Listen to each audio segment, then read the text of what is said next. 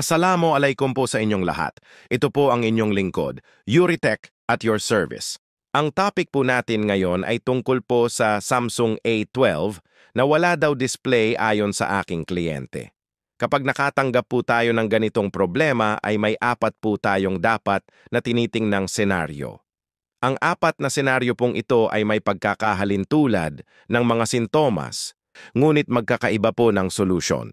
Kaya napakahalaga pong ma-identify po muna natin ang problema bago po tayo mag-apply ng solusyon. Ang apat na posibleng dahilan kaya po walang display ang isang unit ay: una, sira po ang LCD. Pangalawa ay wala pong power ang unit. Pangatlo ay walang backlight. At ang pang-apat ay wala pong ilaw at display ang telepono. At dahil may idea na po tayo sa mga posibleng dahilan kung bakit walang display ang unit na ito, ay ang susunod naman po nating gagawin ay ang paghahanap kung alin sa apat na senaryo ang problema ng Samsung A12 na ito. Kung napansin nyo po kanina ay sinalpakan ko ng charging cable ang unit at na-confirm kong nagkakarga ang phone, and in that way ay nalaman ko pong may power naman po itong telepono, kaya ang next pong ginawa ko ay chinek ko ang LCD kung may issue ba by simply trying another good LCD. At kung makikita nyo po na may nakikita tayong display pero walang ilaw ang LCD. Yung original LCD po ng unit na ito ay may display din, hindi lang po makita sa video kanina dahil may tempered glass pong nakakabit.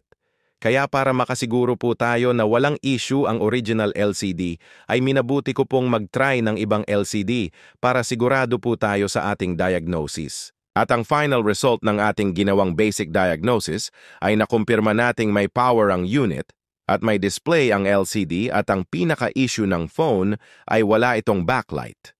Ngayon ay ang aalamin naman po natin ay kung saan nga ba nagmumula ang dahilan kung bakit walang ilaw ang LCD. Nagtry na po tayo ng ibang LCD pero posibleng yung LCD na pinang-try po natin ay may issue rin, pero this time ay instead na mag-try pa ulit tayo ng panibagong LCD, ay mag-proceed na lang po muna tayo sa pagdadiagnose sa mismong motherboard ng telepono. At gamit ang multimeter and schematic board view diagram, ay tinest ko ang mga linya ng backlight para alamin kung may open line ba or may short. Dahil kung okay ang mga line ng backlight, ay malaki ang chance na ang may issue lang sa phone ay ang mga LCD. At habang tinitest ko ang FPC connector, ay napansin ko na ang line ng LEDA ay may short. Indikasyon ito na ang may problema ay ang motherboard. Kaya sinilip ko sa diagram kung anong component ang posibleng pagmulan ng short at nakita kong may apat na capacitor ang connected sa line LEDA. Madalas po kasi na ang capacitor ang pinagmumulan ng short. Kaya hindi na ako nag-aaksaya pa ng oras at sinimulan ko na ang trabaho. Nag-start ako sa capacitor na ito dahil feel ko lang na ito ang may issue dahil malapit lang siya sa FPC at malayo sa CPU. Ang madalas na problema ng mga technician sa mga ganitong issue ay ang pagtatanggal ng cover plate. But since no choice naman tayo, ay ang isipin na lang natin ay kung papaano magagawa ng safe ang unit. At nang matanggal ko na ang cover plate ay agad kong hinanap ang capacitor para i-confirm kung tama ba ang instinct ko na kung siya nga ba ang may short. At para ma-confirm ko ay gamit naman ang Rosenflux soldering iron at DC power supply ay mag-i-inject ako ng current sa linya ng LEDA pin para tingnan kung iinit ba ang capacitor na yan. And as you all can see po na mali yung instinct ko, kaya ang next target ko naman po ay yung sa tabi ng CPU. Maselan pero kailangang sugalan. Sa buhay technician, dapat malakas ang loob mo para malakas din ang kita mo, pero kapag dumaan si disgrasya, malakas din ang aabonohan mo. Ganon talaga ang buhay technician, minsan ay paldo at minsan naman ay talo.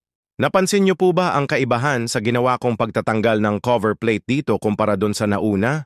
Nandyan po kasi si CPU at pag yan ay ma-overheat tapos ang maliligayang sandali, kaya for safety purposes ay mas pinili ko ang mahirap na paraan, pero on the other side ay safe naman po. And after ko pong matanggal ang cover plate ay tinest ko na ang mga component at agad kong napansin ang isang capacitor na parang sunog dahil iba ang kulay niya sa katabi niyang capacitor. At walang halong pag-aalinlangan ay tinanggal ko ang capacitor. And this time tumama din ang instinct natin. Siya nga ang pinagmumulan ng short kaya nawalan ng ilaw ang unit na ginagawa natin ngayon. At siyempre hindi matatapos ang trabaho hanggat hindi natin mako-confirm na may ilaw na nga ang LCD kaya arat na. I-try na natin para makita na natin ang resulta. At yun lang isang malungkot na katotohanan na kahit matagumpay natin natanggal ang short ng unit, pero unfortunately ay hindi pa rin umiilaw ang LCD. Kaya balikan ulit natin ang motherboard para i-check ulit yung mga component dahil posibleng may nadamay si capacitor. But at least this time we are not starting from scratch naman, we are starting with experience na. At gamit ulit si multimeter ay isa-isahin na naman nating i-test ang mga component. May napapansin po ba kayo sa tinitest ko? Ako po kasi ay napansin ko po na magkaiba ang reading ni multimeter sa magkabilang paa ng isang inductor na supposed to be is. As an inductor ay dapat same ang reading ni multimeter via diode mode sa magkabilang paa niya, kaya it means may leak itong inductor na ito, kaya huwag na natin patagalin at palitan na agad natin to.